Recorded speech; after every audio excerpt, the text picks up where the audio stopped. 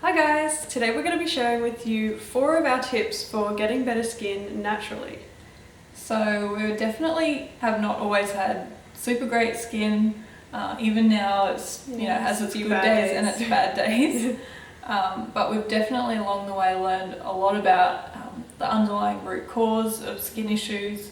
Those being anything like acne, psoriasis, eczema, even dry skin or overly oily skin. So we thought we'd share what we've learnt with you today.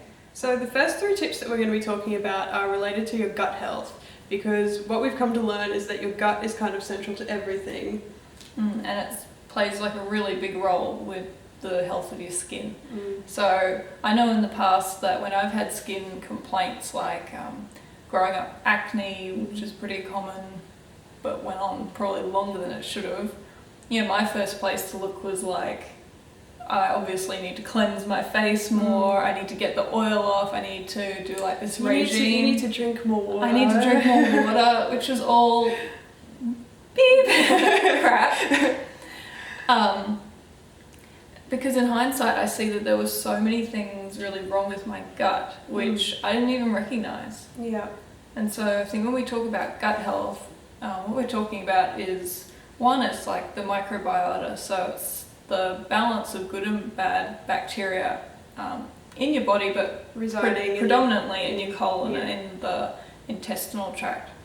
And I mean, I think it's 10-to-1 bacterial cells to human cells in the body. They have a huge influence on like basically every process in the body. Yeah, people often say that, like, are we in control of ourselves, or like the bacterium's in control? Yeah, so a lot of people I think are walking around and they have gut issues, but they don't even quite know it. There's a lot of conditions that you could have, SIBO, and if you have IBS, so any kind of symptoms relating to your gut. Like, people don't want to talk about your poo, but like if you have diarrhea, constipation, bloating, reflux, any kind of really gastro symptom. And then other symptoms, because I'll say from my experience, I know that I'm dealing at the moment actually with clearing up leaky gut. And that for me manifested as pretty bad eczema on my face and on my body. And I had no gut issues really at all. I had a bit of anxiety and I had a bit of brain fog and that kind of thing. But even like they're coming to find that, anxiety might be related to the gut. Well, often it is. And so just because you don't have typical gut related symptoms, other things like depression, anxiety, hormone imbalances also can often be linked to the gut. So like irregularity in your periods and things, if you're a girl, can be other like little warning signs that there may be something gut related that's causing this cascade of symptoms. So really the gut is... and how that takes place oftentimes though is that you have this imbalance and you have too many bad bacteria and they start to actually degrade the integrity of your what we're gut talking lining. about here is the leaky gut. Yeah, and so it degrades that gut lining, and then before you know it, you're getting toxins and it's just undigested food. Yeah, it's often like the proteins that are passing through and reacting. Yeah, and it's triggering your immune system, and then you're full of inflammation, and then these skin conditions that are often very inflammatory based conditions are appearing.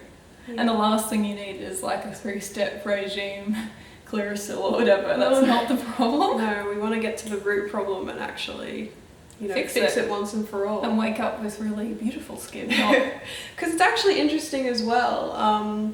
Some people call acne a disease of Western civilization. So they go to tribal communities and things and they look at their diet, they look at their skin, and not one person in that tribe has acne. And when you look at a bunch of teenagers in Western, society, it's pretty much every single one of them will have acne. Spots. So when a dermatologist says that diet is not related to your skin, it's BS. Because personally, by addressing leaky gut, I've almost entirely eliminated eczema that I had. And I can put up photos. I had terrible eczema and I had food allergies as well, which is another... So many things to cover. I don't know if we talk about this in our points, but if your gut is compromised, like we could talk about specific nutrients that are related to skin health, which is important, but if your gut is compromised, it won't even matter if you're eating those things. If you're malabsorbing, then it doesn't matter how much, you know, your diet could be super clean. You could be saying, well, I eat so clean, I did paleo for 2 weeks and it didn't work, and it's like, but there's an underlying issue there. That was exactly my issue. Like, I was eating clean, but I didn't realise that years ago, antibiotics, chronic stress, events that had happened in my life had made it such that it didn't matter how clean I was eating, how much vegetables I was eating, it was going through a gut that was so impaired and full of inflammation and breakdown that I couldn't absorb, and so I had all these deficiencies and I was anxious, and really the thing that fixed it all, including my skin, was to look at the gut. So our first tip when it comes to gut health and ultimately skin health is to stop feeding the bad bacteria and fungi that's in your gut. And the best thing that you can do for that is to stop eating processed foods and refined sugars. Refined sugar pretty much will selectively feed crappy strains of bacteria, and they can become uncontrolled levels of that bacteria in your gut. Then you've got dysbiosis. And a common one for that is like candida, right? Because a lot of our antibiotics, they specifically kill off bacteria but not fungus like candida. So as soon as your bacterial colonies have been squashed, it can take over really quickly, and what it really likes is those refined sugars. And then in a lot of, when you're eating more like, you don't just call them complex carbohydrates, but things like, root vegetables and sweet potatoes and just natural forms of carbohydrates. Yeah, things like the polyphenols, and it's not just like a refined white carbohydrate. It's got all these other things that feed good bacteria. So we're not talking about all carbohydrate or anything like that. It's just those refined products that, honestly, where did it come from? Like that little Nutri-Grain thing. Where is that? What is that? So our second step, so you're eating a good diet. Now we want to be introducing probiotics. So as well, if you're doing a paleo diet, these things should be kind of seen as like mandatory, I think. You have to start introducing things like sauerkraut. Another good one is kefir, I think. Kefir. What other popular ones are there? Although I will warn that when you're introducing probiotics into your diet, especially quite powerful probiotics like sauerkraut, if you've got a compromised gut. If you have a compromised gut, it could really knock you around for at least a week with what they call die-off symptoms. So that's when a lot of these bad bacteria and fungi, they're being killed off in the gut, and that's putting a burden on your body and on your liver to, eliminate all the toxins that come with that die-off. So it's probably best to introduce these things quite slowly, like just with a tiny amount on the end of your fork, and just test the waters.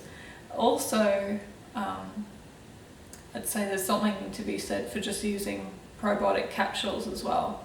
I think in the paleo community there's a lot of push to just go straight for the all-natural sauerkraut.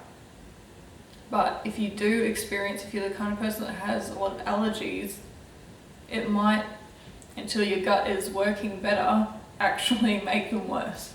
Because some of these natural probiotics, they're really strong. They're full of like histamines and things like that, which can trigger allergies. So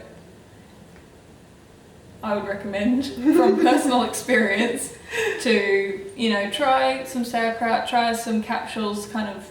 We want to increase diversity in the gut, and get that immune. It's kind of more technical, but it's an immune modulating benefit. So it helps to, train the immune system again to react correctly and to reduce inflammation in the body, which is causing skin problems.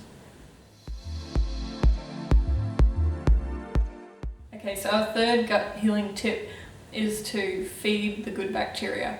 So you've gone out and you've spent a bunch of money on probiotic pills, or you've made your own sauerkraut, or you've bought sauerkraut. Now there's no use putting all these good bacteria into your gut if you're not going to feed them, because we know from studies that just intake of probiotics doesn't significantly change the balance of bacteria in the gut. You need to start feeding those populations of good bacteria for them to grow and take up the spot of where the bad bacteria were setting up camp. So it's like incorporating more forms of soluble fibre into your diet. So things that are high in soluble fibre would be like a sweet potato, or even things like pumpkin, or pumpkin. Basically, good bacteria love vegetables. So usually I like to eat my sweet potato with the sauerkraut. So I'm like, I can't tell what's going on. I'm sending you down with food. I do that too. But yeah, basically bacteria love vegetables. But if your gut is impaired and you suspect you have an impaired gut, I wouldn't recommend vegetables that are high in insoluble fibre, like broccoli, cabbage, things like that. They're a little rough on that gut lining. You want like really soothing foods like pumpkin, cooked carrot, beetroot.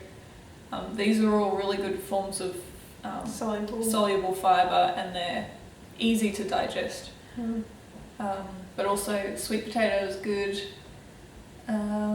Also, if you're interested, you can try resistant starch, which you can buy like potato starch, or you can buy blends of prebiotic starch. One thing that I'll say though about resistant starch, that you can tell it is working.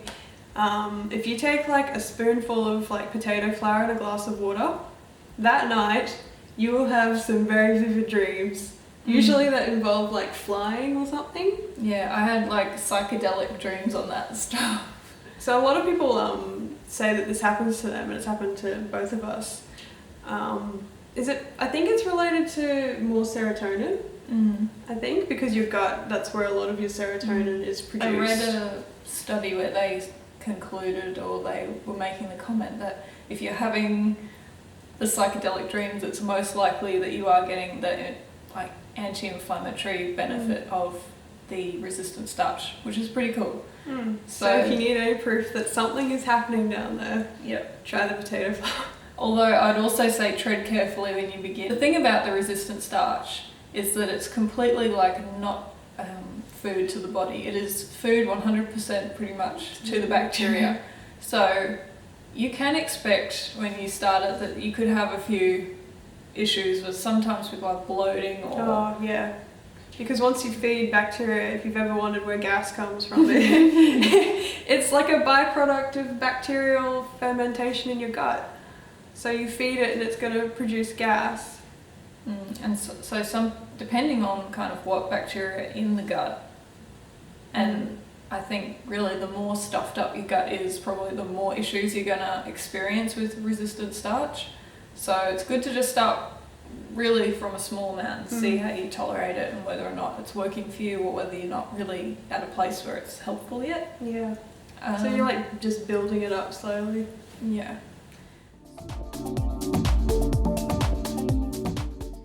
Okay, so the fourth one that we're going to talk about is stress management. So a lot of people, I think, underestimate the effects of stress on your body. But it really does have a very physiological response. So you're dumping hormones into your blood like cortisol and adrenaline and noradrenaline. It impacts the populations of good bacteria in your gut, especially if that stress is prolonged. And then also by affecting blood sugar, it's having an effect on inflammation and other processes in your body. So stress can often quickly appear in the skin. Like, have you ever had an exam and then the next day you notice that your skin is breaking out? That's like me. And for me personally as well, like with the eczema, like it's been a long haul. Like maybe I should make a separate video at some point. Going from having quite bad eczema to having clear skin again, and I noticed along the way, no matter how perfect my diet was and all my gut healing work, if I allowed myself to get stressed and not manage that stress, it was like I just flare up. Yeah. Make sure that you find ways to cope with stress that are restoring your body, not, you know, alcohol, drugs, and that kind of thing. Like a lot of people do though, they get stressed and then they find other ways to, I guess, like numb out. Yeah, the stress. But it doesn't really help. Like, I don't know, one of my favourite ways to manage stress is to get out in nature. So I think it's just something about completely changing your, I mean, you can't do it all the time, obviously, but if you make sure that you're getting out in nature and actually sitting on the ground and like touching the grass and looking at trees and things, that really, I think, helps to mitigate stress. Another thing that you could try is meditation. Sometimes meditation can be stressful though. That's one problem. It's not always a super relaxing activity, but it works for a lot of people, especially like the mindfulness meditation. So it's like coming out of your head and more into your body. Exercise is also really good. So finding a form of exercise that works for you. A lot of people like to, you know, go for a run if they're feeling anxious. Maybe you like doing strength training in the gym. Maybe it's like a cathartic release. Yeah. I would say also about the meditation that getting into meditation is so good, because even if you're in a situation where, you know, you can't go and sit privately and meditate for 5 or 10 minutes, but some of the things, just techniques that you learn, like focusing on the breath, or even just having a mantra that you repeat with the breath. We could probably almost do a separate video on meditation if you guys are interested. Yeah, so I know that I carry those little tips with me and they really help in like stressful situations. Yeah. So. Alright, so thanks for watching, guys. That pretty much wraps up this video, although there are so many other reasons that you might be having skin problems, but we just can't cover them all in this video. But yeah, another area we were thinking on definitely is hormones. So if you want us to look into that and make a video, let us know. There's also so many different nutrients that could be lacking, or but a good place to start always is the gut. So it's covered off on that. Okay, so thanks for watching today, guys, and if you like this video, as always, give us a thumbs up. It really helps our channel, and it helps us to know what videos that you enjoy. Comment below if you have any thoughts or questions for us, and otherwise we'll see you in our next video. Bye. Bye.